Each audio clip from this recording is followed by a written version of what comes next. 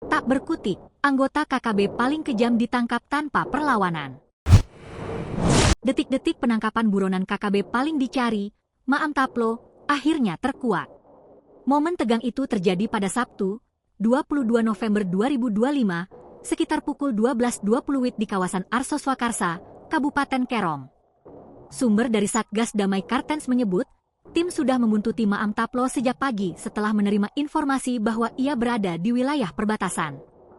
Pelaku yang sebelumnya disebut kabur dari Kiwirok dengan alasan berobat ke RS Vanimo, Papua Nugini, akhirnya terlacak keberadaannya. Saat tim melakukan penyergapan, suasana disebut sangat hening. Beberapa anggota Satgas mengepung lokasi dari berbagai sisi untuk mencegah pelaku kabur atau melakukan perlawanan.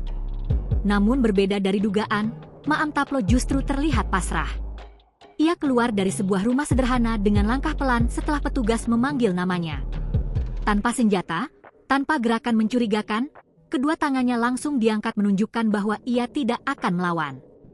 Pelaku tidak melakukan perlawanan sama sekali. Begitu dipanggil, dia langsung keluar dan menyerahkan diri, ujar sumber Satgas Damai Kartens.